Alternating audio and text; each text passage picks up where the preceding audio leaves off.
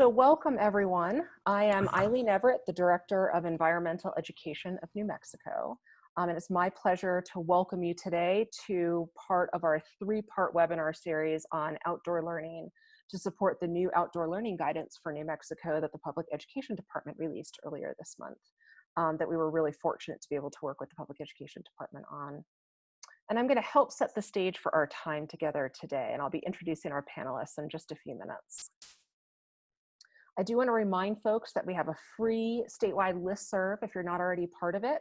If you go to our website, eenm.org, and click under join, you can join our free listserv there. And that's the quickest way to stay apprised to our offerings in terms of free events like this. I'd also like to take a moment to locate ourselves and ground ourselves in location.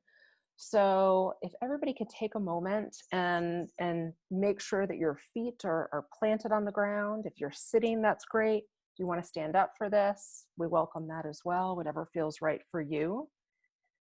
And before we get going with our webinar today, we do want to pause and acknowledge and respect the histories of the lands of New Mexico.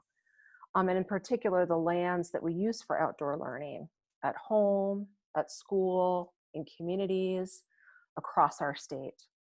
And for us to remember that much of our history in New Mexico has been made invisible. There are many different cultures in New Mexico. And as an organization, we have made an ongoing commitment to honor and respect the many different histories and the many people who reside in New Mexico today.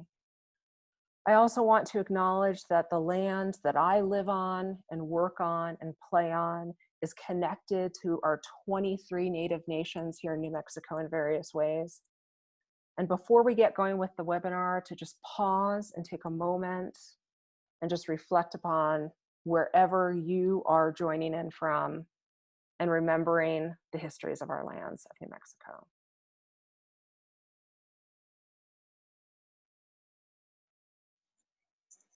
Thank you, everyone. And as I begin to set the stage for today and our conversation around standards-aligned outdoor learning, I'm going to invite everyone in the chat box to answer the following question. And we're going to actually hear from all of our panelists around this as well. And so what I would love for folks to share in the chat box so we can get a feel for everyone who's on here. So if you could please share your name, your pronouns, I use she, her, hers pronouns, your location, wherever you're coming in from, and to answer this question, however it makes sense for you. So why outdoor learning? Why is outdoor learning valuable and important to you? No right answer, we just want to hear from all of your perspectives. So in the chat box, as I'm kind of laying the foundation for our conversation today, if you could again, please share your name, pronouns, location, and answer the question, why outdoor learning? And we'll come back to that in a few minutes. So this webinar series is connected to the new New Mexico Outdoor Learning Guidance that was released earlier this month by the Public Education Department. And I can't thank our community enough for contributing to developing this outdoor learning guidance. It appears that New Mexico, that we are leaders in the country, that we may be the only state right now that has outdoor learning guidance for this school year. And this outdoor learning guidance was created from environmental education guidance created out of the North American Association for Environmental Education Affiliate Network. We use that as a foundation for conversations within our leadership team, among our fellows, and I'll introduce you to both of those in a few minutes. And then we sought feedback from all of you in the community around what needs to be included in this outdoor learning guidance to make it relevant and meaningful and supportive of our teachers and educators and parents across the state. So we drafted this guidance, which has been accepted and now delivered statewide by the Public Education Department. And to support this outdoor learning guidance, we launched this new website, outdoorlearningnm.org. And as you can see from this screenshot of the page, that we have tabs for parents, guardians, and families, as well as tabs of resources and support for teachers and administrators. This webinar series, the recording from this will be available on this webpage under the Introduction to Outdoor Learning. And I would love to ask for all of your help in sharing the word around this, because we want as many folks from around the state to know that we have curated resources and support to help get outdoor learning kind of going on the ground at all levels and at all scales for at-home, hybrid, and in-school learning that's going on around the state. So again, thinking about kind of connecting all of the dots, especially to the work and who we are as an organization. So I do want to mention that Environmental Education of New Mexico has been on a really exciting path the last few years of transformation, and really focusing on, if we're going to talk about equity as an organization, how do we actually transform how we operate as an organization and really think about better serving the communities that we work with. So a few years ago, we embarked upon a new type of strategic planning process, and all of the information I'm sharing here is available on our website, and I'm always available to answer more questions about it. So our leadership team took on this approach of, how do we do strategic planning in a different way? And so you can see an example of traditional strategic planning on the left, which has some community input, but it's pretty limited. We wanted to really focus on all of you as the experts, the teachers, the educators, the parents, the community members out there, and our youth as experts of what makes sense for us to really implement outdoor and environmental learning around the state. So we embarked upon a process of having community dialogues around the state, focused on asking all of you thought-provoking questions and really thinking about impact. We had dialogues on everything from the economics of environmental and outdoor education to using environmental education to support the whole student. And we used a lot of systems thinking in our work, really recognizing that we limit ourselves if we only focus on one aspect of the system. So if we think about the interconnectedness of things including community engagement, justice and equity, outdoor recreation, conservation, public lands, local foods, food justice, it actually serves our students better. And after hosting a whole series of dialogues, including one last December, focused on the interconnectedness of outdoor and environmental learning, access to the outdoors, and then how does that actually play out with social impact? We, earlier this year, were able to actually then launch a new fellowship program. And so we have 17 incredible Exploring Equitable Education Outdoors Fellows from across the state that represent so many different facets of access to the outdoors for youth, as well as outdoor learning and environmental education. And we have one of our fellows joining us as a panelist today. And our fellows have been taking this work and actually advancing it towards this vision that we call Every Kid, Every Day, Every Way. So by the end of the year, New Mexico will have the first community-generated vision and strategy to support equitable daily access to the outdoors and environmental learning for all of our pre-K through 12th grade age students. And we really view this vision, Every Kid, Every Day, Every Way, as really the culmination of so many of the dialogues that many of you have been a part of. And we really like to dig into this framing and thinking about every kid. How do we think about equity? How do we reach every single one of those pre-K through 12th grade age students? Every day, what can outdoor and environmental learning look like on a daily basis at school, at home, in communities, as well as the faraway field trips and other experiences that are so supportive of our kids? And also really honoring this idea of every way. So not just focusing on just environmental education, but how do we lift up environmental education, outdoor education, place-based, cultural-based, experiential education, the many different ways that are supportive and meaningful for our students to engage in the outdoors. So we have really broadened that definition, and big thanks to our fellows who have been really leading the way in this work. I also want to mention as an organization that our mission is through implementing an advocacy-focused movement, as well as advancing collaboration and leadership, Environmental Education of New Mexico will ensure every New Mexico child has equitable access to environmental and outdoor learning. Okay, so now let's get into our conversation today and really thinking about, well, what does this mean for outdoor learning, especially in this school year? In this unique time period that we're in, especially thinking about all of the challenges that COVID-19 have presented for all of us, and how do we adapt to that. And so I want to share some of what I'm seeing in the chat box around really rooting this, first of all, in why. So often in work, we jump to the solutions and action and the what piece. But if we don't pause and really think about why are we doing that work, we can often miss really important pieces. So I want to share some of what I'm seeing in the chat. And again, I invite others to keep sharing in the chat as well. So everything from, um, you know, there are incredible benefits to outdoor learning. And some things can't be taught, they have to be experienced. I love that. Remembering that interconnectedness when we're learning and teaching. And I'm looking at you, Allison, as one of our fellows. We've talked about interconnectedness and connecting to each other and the land and ourselves so much in our work together in the fellowship. Everyone needs to be outdoors. It's healthy, especially in this time period that, again, we have all these external challenges. Some other things that I'm seeing, it's easy to teach outside. Teaching outside isn't just fun for our kids, it's also fun for us adults who get to work with our kids in that way. Tapping into students' natural curiosity, I love that. Students understanding our dependence on the environment and making their own observations in the environment. Again, that student-centered focus, that's such an important piece, and we'll talk about that with the standards aligned piece as well. Seeing children of all ages literally bloom, actually visibly bloom when they're outside, and thinking about things like nature journaling, and we'll hear more about that in a bit. Outdoor classrooms just make sense. That's a great succinct way of saying it. I see a lot of really great things. I see this interconnectedness pattern keep coming back up, and I really appreciate that.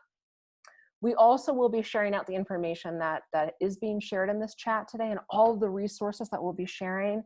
So please know we'll be sharing this recording out, the slides, all of the resources. So if you can't keep track, because we're going to be sharing a lot, don't worry about it. We've got you covered. We'll be sharing that out with all of you. So I'm now going to work on introducing our panelists. And we have 5 incredible panelists here today, each bringing a different perspective of standards aligned outdoor learning. And so I'm going to have panelists give a little bit more of an introduction of themselves. And I would really love for each of our panelists, as they're introducing themselves, to also answer this question of why outdoor learning. And to get us going, I'm going to actually pass things off to Selena Keneally. Before I do so, I do want to mention Selena, who works for EPSCoR, has been such a generous thought partner with us at Environmental Education of New Mexico for many years. Selena was integral to our work with the community to work on advocacy and supporting next generation science standards. She works with us and has continuously in offering training supporting New Mexico STEM Ready science standards.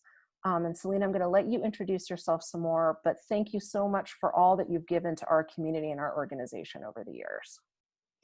Thank you so much, Eileen. Thank you for that introduction. And Eileen mentioned I'm the Associate Director of New Mexico EPSCoR, but I think more important for our time together here is that I'm the co-coordinator of the Albuquerque City Nature Challenge, which happens every April. And I've spent most of my professional career having some connection to standards. So back in the 90s, I worked on arts education standards with the Council of Chief State School Officers. And then in my time here in New Mexico, I was actually part of the group that developed the science standards that were issued in 2003. And then, as Eileen mentioned, I was also part of the adoption of our new New Mexico STEM Ready standards in 2018. And then finally, I guess the other thing I'll mention is that I'm the chair of the State Parks Advisory Board, and I serve on that panel with Eileen. So I think that's all you need to hear from me, and I'll check back with you all in a bit. Thanks so much, Selena. And the next panelist I'm going to introduce is Allison Martin. And Allison is one of our incredible Exploring Equitable Education Outdoors Fellows. And Allison, just watching you continue to step in your leadership this year has been such a gift. And Allison works at Valencia Soil and Water Conservation District. And Allison, can you share a little bit more about yourself, please? Sure. Well, thank you, Eileen, first of all, for always giving us these opportunities to talk about this topic, and for always showing us how to be good leaders you're amazing. And so is everybody here. And so, yeah, again, so I'm Allison. I'm just down south of Albuquerque. I'm in Valencia Soil and Water Conservation District. I'm our education program manager. So I run all of our environmental education programs with schools and with all age kids and adults as well. We have a couple adult programs too. And so that's kind of my main job. And when I think of why I do this, I've been in the environmental education field for many, many years. I wrote my master thesis on the importance of outdoor learning. As I remember one day, which kind of changed my life when I was working for the Park Service years ago, just interacting with different age kids. And this kid comes up to me and says, well, this changed my life.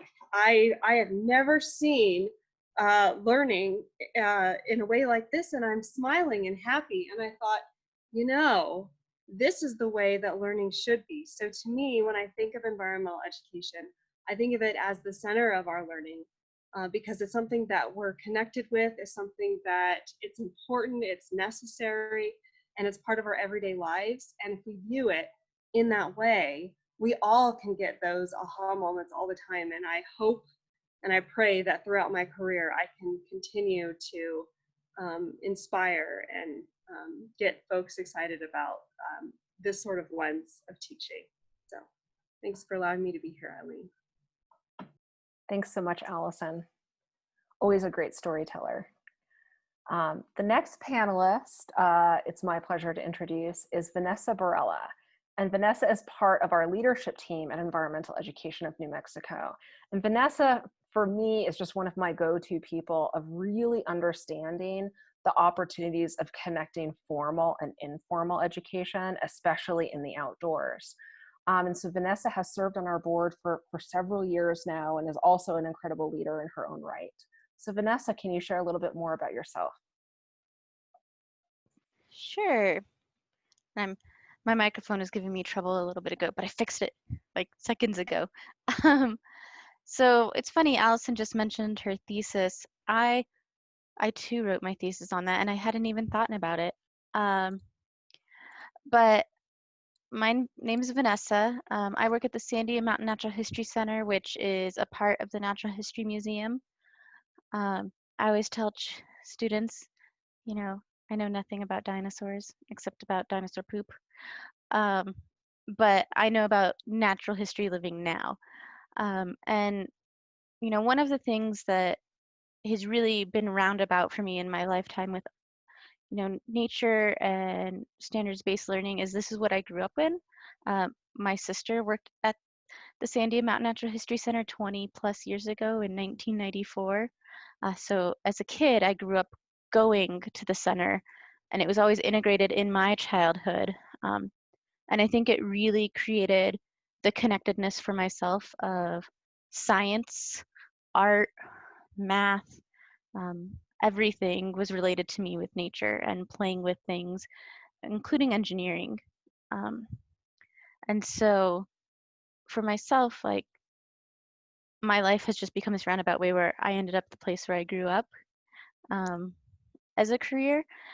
And previously I was the director for Ideal New Mexico, which was the online learning bureau. So my experience with standards is really, really broad. I specifically have studied mathematics and science throughout my career in education, but have worked really hard with teachers of all ranges of grade levels and all expertise areas to really work on correlating standards with what they're doing.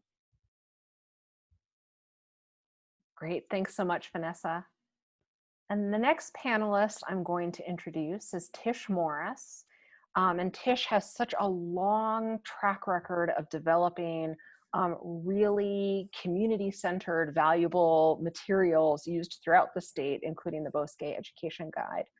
But I also know Tish as one of my mentors, and she's been one of my mentors for many moons, back to the days when I had the opportunity to work at the Natural History Museum.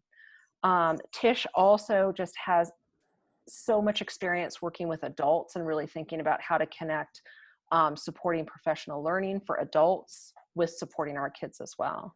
So Tish, can you please share a little bit more about yourself?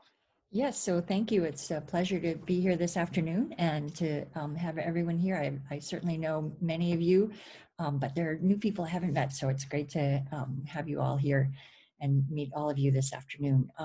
So I worked my career at the New Mexico Museum of Natural History and Science, teaching children and adults about natural history and trying to get people outside and exploring and learning. But with that hat, I started working on the Bosque and have had a long time of working with the Bosque Education Guide and helping to keep it sort of moving and going. And we have the newest thing that we've done is had some funding from New Mexico Game and Fish and really drilled down into the standards with a portion of the guide. There's tons of activities and it takes time to really adapt every activity to the new standards. And so we've done a chunk of them, but we're excited to share those as well as the whole guide and lots of opportunities. But it's a pleasure being here this afternoon. Great, thanks so much, Tish. And last, but definitely not least, it's my pleasure to introduce Marcia Barton, who's had an incredible career. And the last part of her career before stepping onto our leadership team was working for the Public Education Department. And Marcia has been such a champion for thinking about environmental science and environmental education for years in New Mexico. And it's just been such a pleasure, Marcia, to have you as part of the leadership team for the past year. And Marcia has just stepped in to help us with New Mexico STEM Ready Standards trainings, and just bring such a wealth of experience, especially around science standards and math standards, but beyond that as well. So Marcia, would you mind sharing a little bit more about yourself and then really getting us into this conversation around standards aligned outdoor learning, please? Yeah, you bet. So I have to say that it's my honor to be with each and every one of you today. There is just something really special about being with people who care so much about the planet and our youth. And it reminded me when I was a high school teacher that I had this incredible opportunity to go to Galapagos after I'd been teaching for high school science for about 7 years. And that was a game changer for me because I'd never been with a group of people who cared so much about the environment and cared so much that we didn't even need to talk about it all the time. It just kind of came through everything in all our conversations. So yeah, so it's a pleasure to be here and my honor to be here with you today and with the other panelists. Before I worked at the Public Education Department as their science person, I did teach high school for 12 years.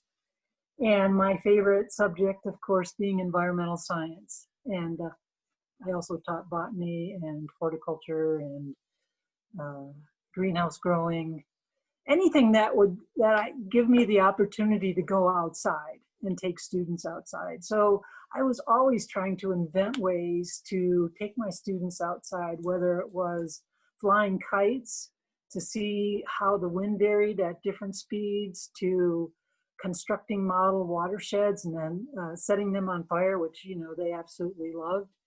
And then, pouring water on it and see how that affected it. So I've just been really lucky to be able to be involved with environmental education for a long time. And I wanted to circle back around to something that Selena, you said, which is that you've been involved with standards for decades. And so when I was a high school teacher, of course, standards always seemed like something that were imposed from above. They were given to me. I had no choice. I was told these are the standards. So I would be curious about your perspective about why standards are important.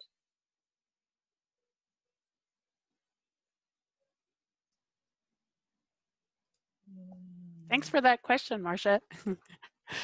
You and I have had this conversation many times, I think. And so I think actually I'd like to start us off by thinking about, well, what are standards, and really take the sort of 30,000 foot view. And um, so standards are what students should know and be able to do. And so there's two pieces to that. The knowledge piece, we want students to know that something is true. There's absolutely things that they need to learn, and there's discrete pieces of knowledge. But equally important are the skills, the know-how to do something. Another piece I think that connects to what you were saying about, as a teacher, what did the standards, what did that mean to you? Or did it feel, what was your kind of professional role in implementing the standards? And I think a really important piece for all of us to consider, and I've heard others who are way smarter about this than me talk about, the fact that the standards are not curriculum. They don't tell teachers what to do. It's the benchmark. It's where we want our students to end up. But the path and all of the experiences that we want our students to have, that's how teachers' professional experience and knowledge comes into play. So lots of times people may look at standards and think, oh my gosh, I don't know how students could do that thing that's in the standards. Ultimately, it's the end point that the standards are expressing. It's not the path. And I think outdoor learning provides this incredible path, these affordances to getting to those standards in a number of different areas. I have expertise in science standards, but there's others on our panel who are going to talk about things like art standards and English language arts and math. So that's something I think that's really important. But Marcia, something else you and I have talked about actually is the equity piece in standards. And so Yeah. I'll throw it back to you. All right. So, yeah, Selena and I were having this conversation, and obviously I've been involved with standards for, decades. And it was like a lightning bolt hit me that day where I was like, oh my gosh, the standards are tied to equity, because it's not just for some students, it's for all of our students. We want all of our students to be able to develop these skills, be able to do these things, and have that great experience. So it was really like, I have to say, it was really like a lightning bolt. It hadn't occurred to me that the standards, okay, I'm just going to say it, even though I work for the PD, it hadn't occurred to me that the standards could be a really positive thing. And now I see how they can. And so that was really just really amazing. And I have worked on standards development, definitely not as long as Selena, but and just on the science standards. And the tagline for the science standards, for the next generation science standards, is all standards, all students. And that is just 4 words, but it has now really sunk into me that we're not just teaching our students who might go into a tech field or might become a hydrologist or might become atmospheric science. We want all of our students to have this foundational knowledge in science so that we can have this relationship to the earth and to the decisions that we make as everyday citizens. I still am pretty much biased towards science as a kind of a gateway subject that can take us outside. But now after listening to other people, I see that there are also other possibilities with that. And Selena, I don't know if you wanted to say a word about what's in the practices that are embedded in the standards and how they can be useful for outdoor educators. Sure, and I'll speak from the perspective of the science standards because that's where I have expertise. But the idea that our students are not just learning about science, but they're actually practicing science is really powerful and empowering for our students. Science isn't just something that other people do or that get done to them. It's actually something that they can do. I mean, the same is true, of course, in art. Art isn't only about looking at other people's art. It's about actually doing art and creating things. So I think practices are super important, and you'll see in all of our standards that there's an element of practices. So in addition to them being important within the discipline, they're actually really important across the discipline. So the idea that students need to be communicating is something that you're going to see in all of the different kinds of standards that, that we have in our state. And it's especially tied to the kinds of things we know that our employers say that they want our students to be able to do. That creative thinking piece, the applied knowledge, the teamwork piece, all of those come out in the practices. And so I think that's a really powerful piece. And I can tell you over the course of my career, practices have become more and more important. And it's certainly, if you compared where our standards are today with those that were in 2003, that's practices is where it really has expanded. Our phones actually have a huge amount of knowledge on them. We don't need to have a memory of everything that there is to know in science, because it's not possible there, or everything there is to know in human knowledge. But we need to be able to figure out how do we access that and how do we use that in the practices. Mm-hmm. Yeah. And so the focus today, and so I just want to say one word and then I'll segue to Allison. The science standards, if you haven't taken a deep dive into them, I would really encourage you at some point when you do have the opportunity. As Selena was saying, the content is not the innovation. The innovations are in the practices and the cross-cutting concepts, at looking at things like identifying patterns, talking about cause and effect. These, and of course, this piece around equity, all students, all standards. And the focus for today's conversation is really about using the outdoors for standards-based learning. So Allison, I'm going to turn it over to you. Well, thank you, Marcia and Selena. And actually, while you were talking, I was thinking about how the standards are such a great example of student-based and student doing. So the students are doing the learning and it's student-centered. And that really brings me to, I think, why the learning is so profound and they're so excited and they're with it. And so I kind of want to shift a little bit to how do we use the standards when we're thinking about outdoor learning, like that how piece.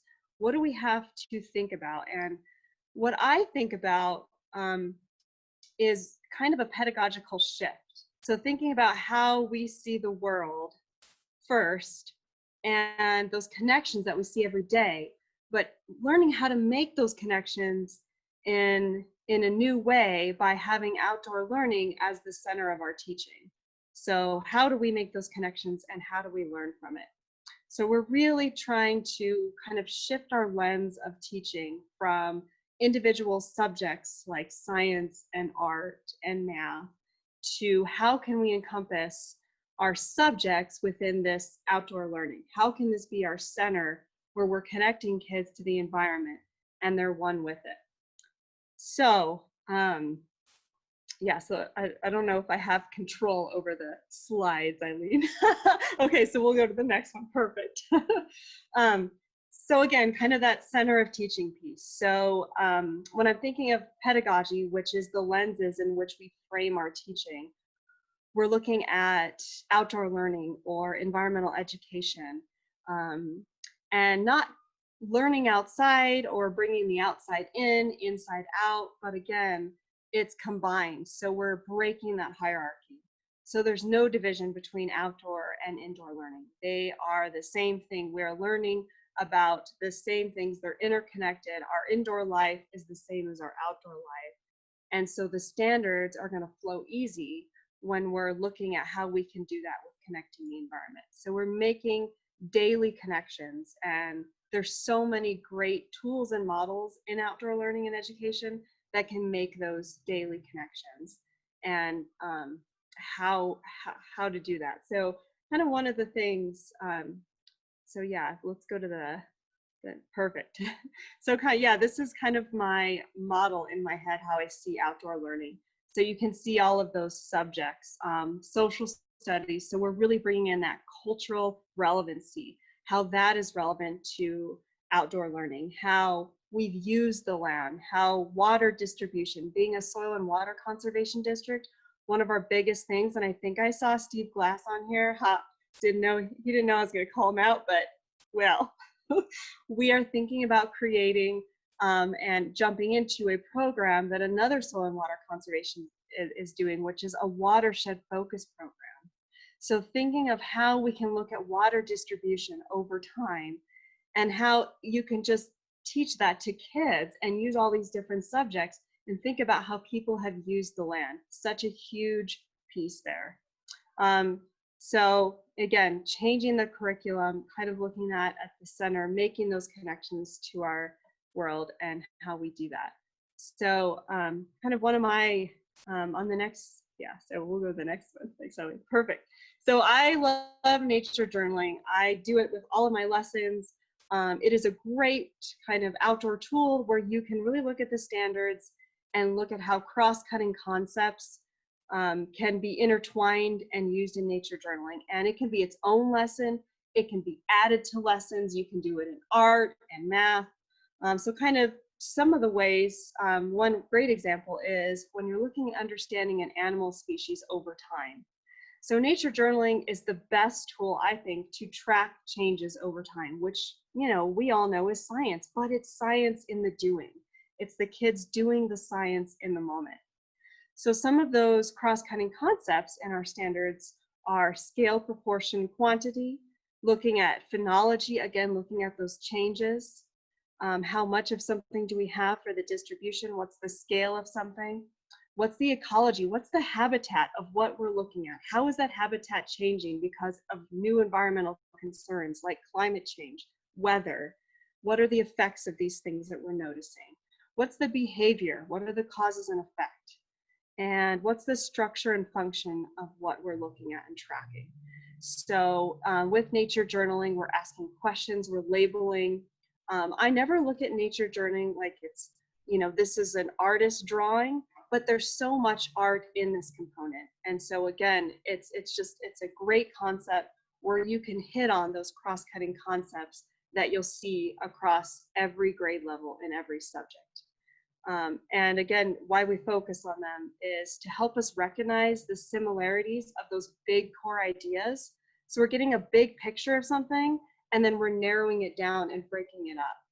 And so an example would be, I worked with a group of other environmental educators. We did a teacher workshop this summer, and we really talked about, with all of the teachers, how these cross-cutting concepts could work with a lesson that they're already teaching. So we're not reinventing something, right? We're looking at how we are connecting environmental education to what they're already doing. And when the teacher says, I do this book on ants, it's great. We can go talk about relationships of ants and why they're always with one another and how that helps them with survival in nature. So we can look at their habitat. We can go outside. We see ants almost everywhere. When do we see them more? Let's document these changes. And that's a book that we're already reading. So the kids are already getting those core cross-cutting concepts even before we go look at it in another light. So it's just enhancing, and it's just such a powerful tool. So anyway, I think that's all I had for that.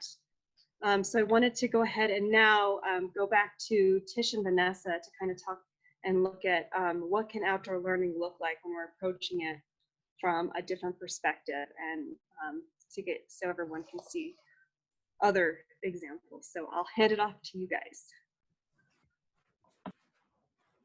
And we didn't decide who was going first. Why don't you go first, Vanessa? I was just thinking that. I was like, oh, oops. So outdoor learning, when approaching it from standards-based perspective, is really looking at, you know, as an educator, knowing what your standards are, what your really big goals are for your classroom, and what you want students to be able to achieve, and then how can you use the outdoors to foster that. So one of, you know, my favorite go-to activities after spending typically 4.5 hours with students at the end of the day is a culminative activity that I do where I ask students to write a story. So they're not doing an investigation, they're not doing math. I'm asking them to be creative and write a story about an animal.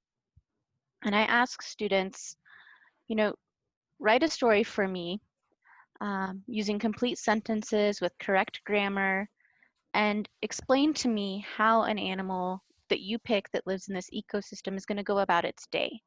I want you to tell me how all of these things are connected that you've learned about throughout today.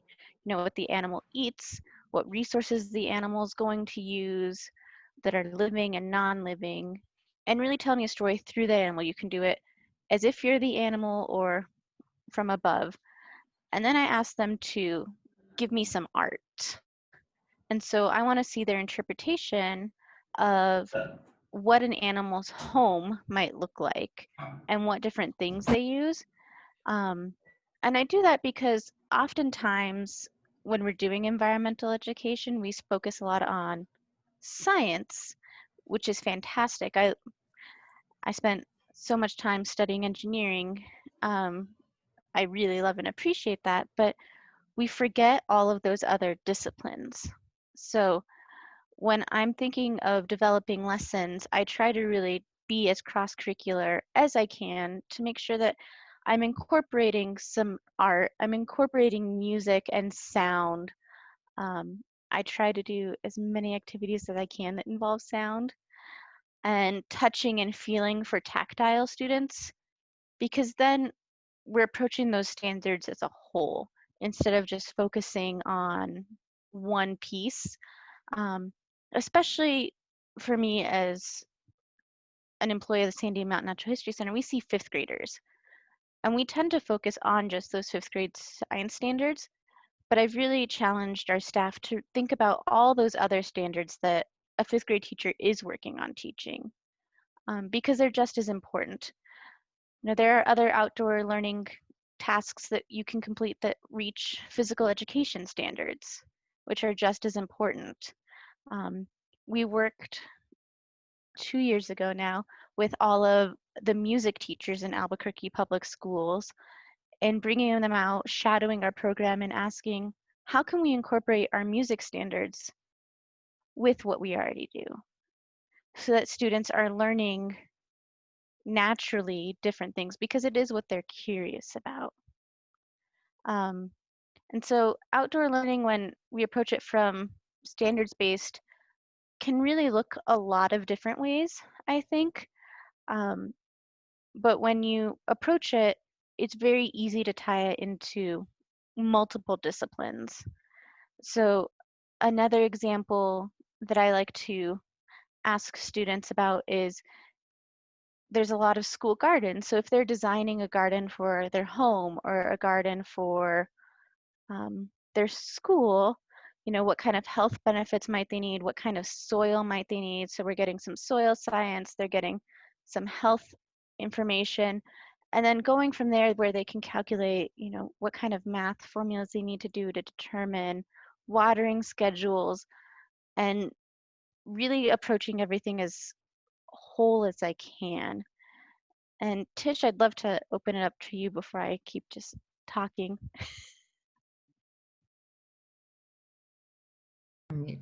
Could you pull up that handout and go to the top of page 3, please? Yes, I'm working on that. And I put the handout that Tish is referencing in the chat. There And it folks can is just let me in know if that Google link Docs. is working correctly for you. And I'll pull that up for you here in a moment, Tish. Okay, so a few years ago, I was teaching at UNM and was teaching teachers science. It was a natural science course, but teaching it through the standards and sort of touching on all of the standards. These were pre-service teachers who might teach in any particular grade level. So in doing that, I guess, so I'm going to give you a clue as to sort of what I was doing. Looking at the standards, these are the NGSS standards, and if you can look first at the kindergarten ones, or the top ones there, and there's some I've got 4 different kindergarten standards that are part of interdependent relationships in ecosystems, animals, plants, and their environment. So thinking about kindergarten, but how could we are on campus, how could we address these standards, get my students thinking about these standards in a field trip? And we did actually 3 field trips during that semester. One was, 2 were to the duck pond, and 1 was to the bosque. But just put on your thinking caps. And if you're looking at these, what kinds of things can you think of? What kinds of questions and prompts, and where might you go to address some of these standards if you are a kindergarten teacher, have kindergarten age students? So using observations to describe patterns of what plants and animals, including humans, need to survive. How can you get those kids to think about what plants and animals need to survive? And we didn't really drill into the looking at the standards. This particular handout I have for kindergarten, 2 different places. So the very top are the performance expectations, those first 4. And then the next set down are the disciplinary core ideas. Those are really what you really want them to understand in terms of content. So the performance expectations are possible ways to show that they're learning in that content, but they relate. So if you look at KLS -1, and you can go down to the very first one under disciplinary core ideas, and it's again, organization for matter and energy flow in organisms. And all animals need food in order to live and grow. They obtain their food from plants or from other animals. Plants need water and light to live and grow. To get that concept. So then just, challenging you, how can you prompt those students to think about think about how animals get their food, think about how plants get their food, and challenging that. Some other kindergarten ones, the ESS2E, the second one, it's called biogeology, that plants and animals can change their environment, and change can be a bird building a nest. They're changing the environment by picking up material and moving it and constructing a nest, or maybe it's digging a burrow. So thinking through that change in environment. And next one is natural resources. Living things need water, air, and resources from the land. They live in places that have things they need. Humans use natural resources for everything that they do. Human impacts on Earth systems, that we do things that affect our environment, and then what are some possible solutions. So thinking of all of those things for kindergarten, can you get in your mind some ideas of how you would get your students to think about that? And I guess the clue to, if you then go back to the first page, Eileen, which one would be good? So under animals, I got the kindergarten ones are the one adaptations. There's one there where you are list 4 examples of adaptations of ducks.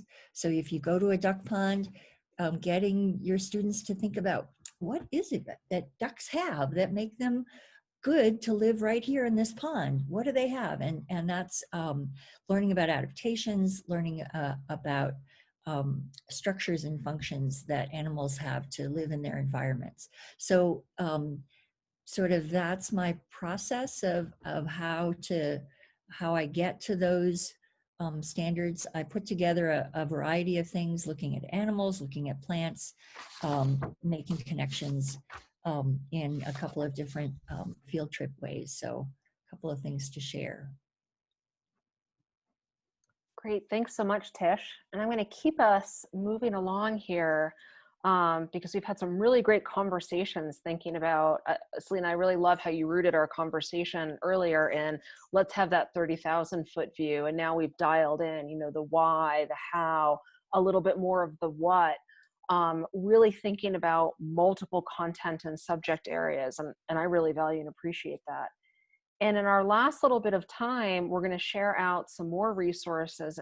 And one of the things that I want to do in this next section here is also look out to all of you who are participating, because we have these incredible 5 panelists. And I have to say, when we started creating the list for this, all of a sudden it was like, wait a minute, we could have like 50 panelists come present this information.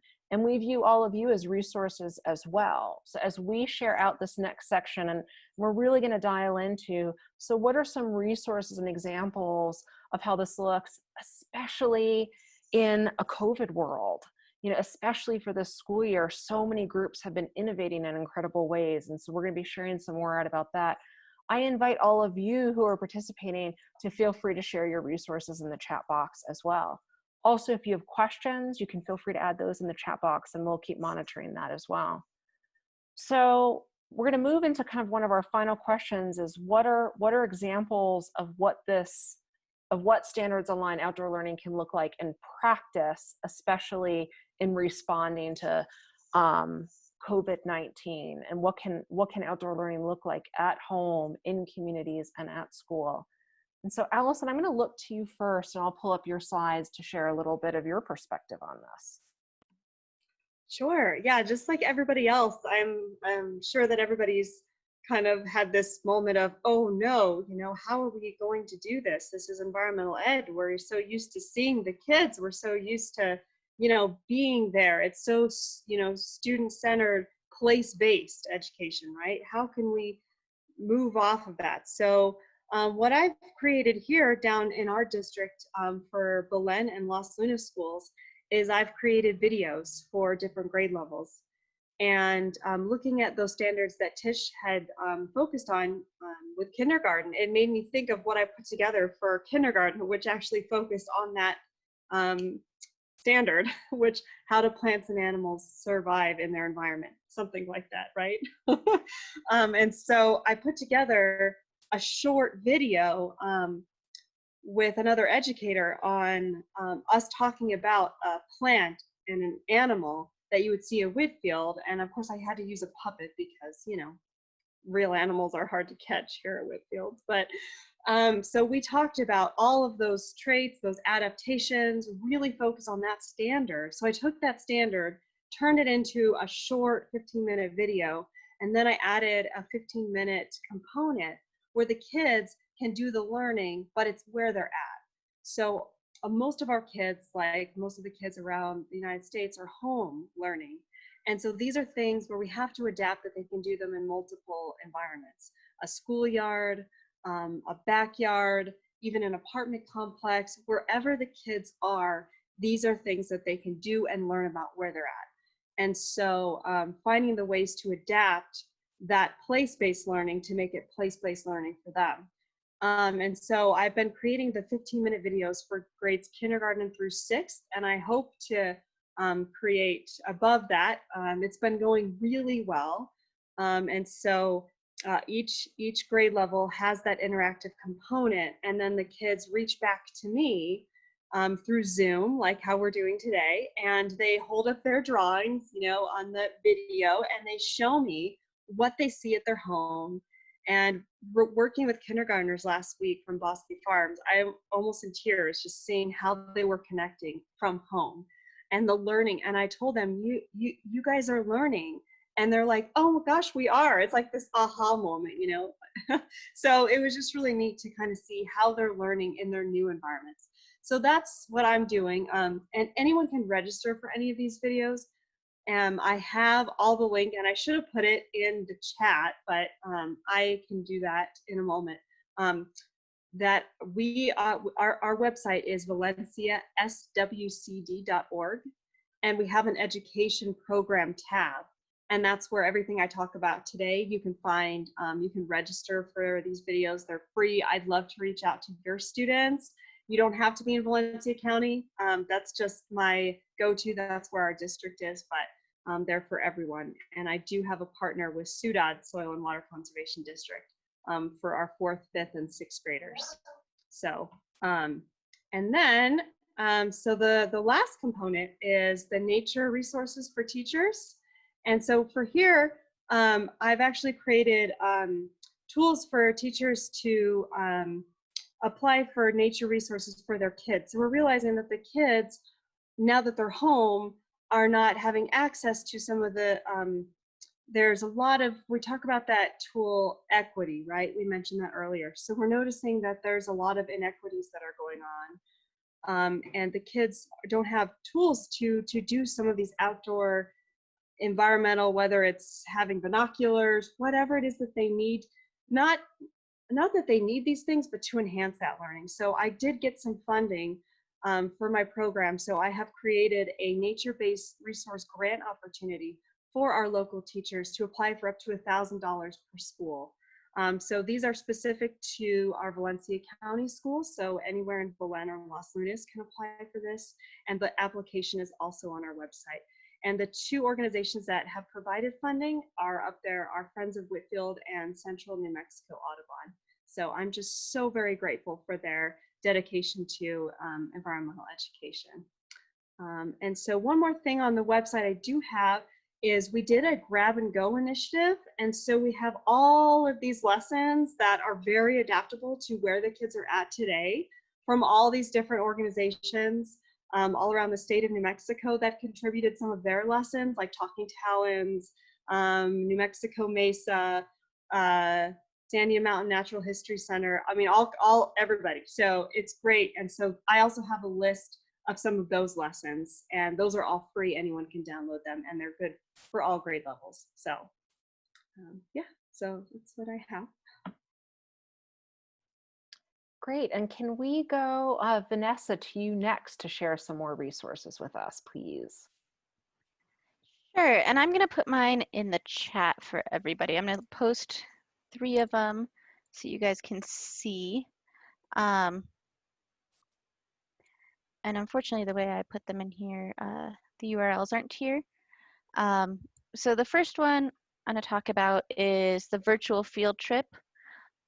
So we've created these virtual field trips for everybody. So all of our content is there that we've done.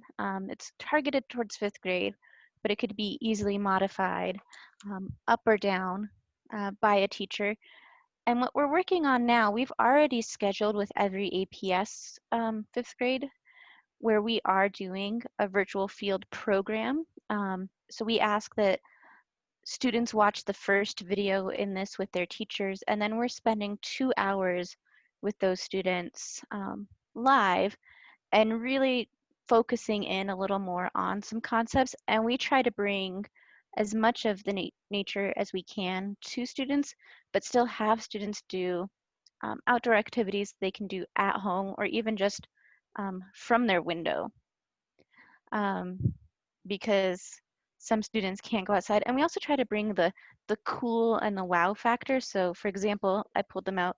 I have a bat mount of some bats that we had in the mountains. I have a mountain lion skull, which ironically we got when I was 9+ months pregnant, standing on the side of the road. And then, you know, I have a turkey foot. So all of us have some different wow engaging factors for students. They can see real things. My favorite one to show students currently is when I hold up poop, because it's rubber scat, but it always catches them off guard because they're like, oh my God, what are we doing now? And it really engages them, but relating to what they know, especially one of the things that we do now is we really try to get to know like the students and their abilities and what kind of home lives they have, especially how we can relate what's going on. So the virtual field trip is our first thing, and now that we have everyone in APS booked, we're going to open it up to any schools for 5th grade. So we're sending those emails out. The second one that I want to share with you guys that we've created are these at-home activities.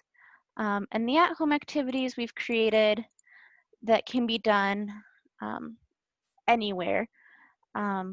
We wanted to make sure that they could be done by a teacher in the schoolyard, they could be done with a parent and child, they could be done independently with just a child or with a teacher. So we tried to make them as general as we could. Some of them we did make to be done on the computer, but they are great enrichment activities that students can do, just encouraging students to go outside and think about some different things. And the last one that we're constantly creating are what we call our quick trips. So right now we have 27 quick trips. I have another one that I should be posting soon, where we are taking a variety of topics. So we've done quick trips about how you do casting of tracks, how you do plant pressing, building birdhouses, how to do tree rings, all about bear safety, and just a variety of topics that have to do with the outdoors that aren't necessarily related to the standards or science, but we could relate them. Our next one that we're posting, hopefully this week, is in conjunction with the Latinx hikers. So we've worked to build a series, a cooking series in the outdoors.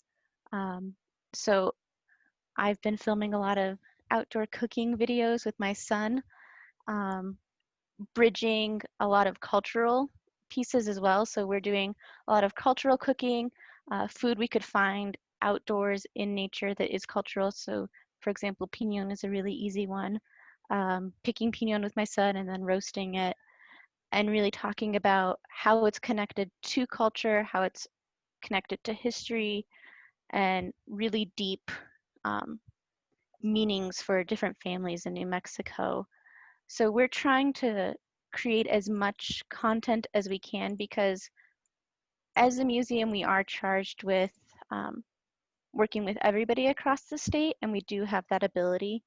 So we've just kind of been rolling new things out as we can. And there's so many things that can be done, but our biggest adaptation for our outdoor learning right now is just taking what we had and trying to make it as user-friendly as we could for a variety of students. And we're finding that we're able to work even better now with students that have any sort of disabilities or different needs, because we can work with them in smaller groups, which we wouldn't normally be able to do.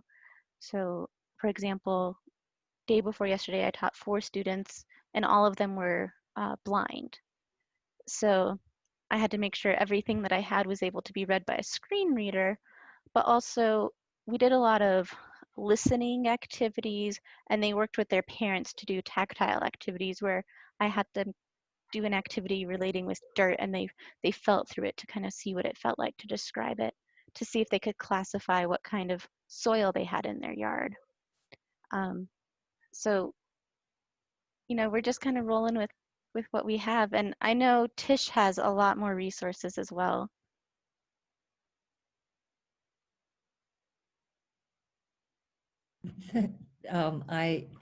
So one of my hats is the Bosque Education Guide. Lots and lots of activities, but we pulled out the ones that are field activities that we hope can be done by a family member, from a teacher asking students to go look outside.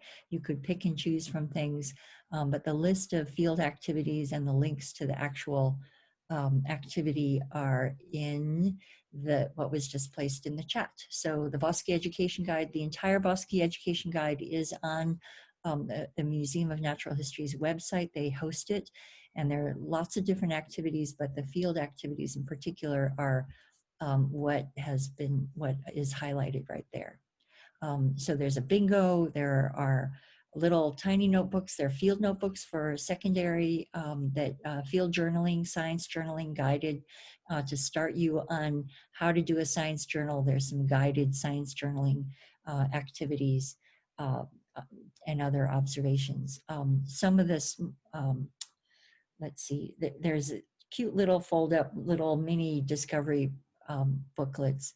And one of the tips from Molly Madden, who's one of our people today, years ago was, it's just too much. All of those little pages is too much for her second graders. Take maybe 2 pages and have those 2 pages be the focus of a walk for her students. So put that hat on you know, there's lots of material there, and you just choose what is appropriate for today's walk, and another day you have a different set that you'll pull out and use. Thank you so much. Wow, I feel like just seeing resources shared from Valencia, Soil and Water Conservation District, and Allison, thank you so much for lifting up the grab and go STEM activities that are such a great resource that have been developed by over a dozen organizations. Sandia Mountain Natural History Center, and like, I'm going to dive into that outdoor cooking. Let me tell you, I'm super excited. I didn't realize that you all were working on that. So that's a really cool thing. And thinking about even just the Bosque Ed Guide, like that's enough to fill up a whole school year. I mean, there's so many great resources. So I'd like to invite the rest of our panel to share what are other resources that you want to share out with our community today. And again, if any of you who are participating today want to share any resources, feel free to add them into the chat if you have any questions for us. We want to hear from you as well. So Marcia, Selena, other panelists, anything else that you want us to share out today? One that's been developed through funding from the National Science Foundation is one called Learning in Places that is developed specifically in response to the coronavirus. And their website is pretty simple. And when I get a chance, I'll type it in, learninginplaces.org. And I also know that WestEd, a nonprofit educational organization, in their Making Sense of Science program, has pivoted to providing tips and professional learning for teachers who are doing, and other educators as well. Sorry, I don't mean to be just classroom focused, but for educators and parents who are pivoting to hybrid models or distance learning. And for instance, to remember that if you're working with phenomena, that it should be engaging and compelling as well as relevant to students' lives. And that there are ways that which our panelists, other panelists, Vanessa and Allison and Tish, have really shown us these great adaptations. And I love that, Vanessa, about blind students identifying soil by their texture. Wow, that's just like so amazing. It makes me want to teach soil that way. So, but Selena, you might have a few more resources. Sure, thanks so much. And I really want to say thank you to everybody who's been part of attending with us today, and we want to honor your time. And so those of you who have a limit on your time, you're welcome to log off, and you'll hear back from Eileen. She's going to share all these resources with you, so you're not going to miss anything. But I've just got one brief one to share, and this is a shout out to the Math and Science Bureau at the New Mexico Public Education Department. They issued some really nice guidance about exploring changing environment through local phenomena and looking at what does it look like for students to be learning science at home, and what are the great things that can come out of that. So there's challenges, but of course there's also opportunities, and that all the students do have access to outdoors, even if it's only looking out their window. So I put a link to that in the chat, and I encourage folks to take a look at all of that. Great, thanks so much. And I'm going to actually put in our new website that's specifically for supporting at home, in community, and at school outdoor learning for this school year, linked to the outdoor learning guidance, which is outdoorlearningnm.org. And then we have our website as well as an organization, and that outdoorlearningnm.org has some of the resources shared today, and we keep updating that, as well as links to connect with community-based organizations and individuals who can help you wherever you are in the state as well. So I definitely encourage folks to take a look at those. As we close out, do any panelists have any final words of advice, any wisdom to share out with our community around thinking about, I mean, you all have already shared so much, but any final things that are top of mind from any of the panelists? Yeah, if I could just offer one more piece of advice, which is that nature and being in nature is super restorative. And I think for us as professionals, I mean, we need to look for ways to fill our cup. And for me, that's that I'm getting out every day to look at nature and see what's going on. So this morning I saw a robin party eating the pyracantha berries, and then there was this like warring party with the flickers in my neighborhood. And so it's really been wonderful for me over the past couple of months to spend time in nature and do it intentionally every day. And on that note, Selena, that's a great way to end our webinar today. I definitely encourage all of you, we still have a little bit of daylight left to get out and chase that daylight. And I mean, the weather we're having right now, it's such a perfect temperature, probably wherever you are in New Mexico, to get outdoors. So with that, please take good care of yourselves, and that the advantages of outdoor learning expand to us as adults as well. I'm going to stop the recording, but we are going to stay on if anybody would like to ask any questions or share any other resources. We'll all be staying on for a few more minutes. But thank you all for joining us, and big thanks to all of our panelists for sharing all of your wisdom, advice, and guidance.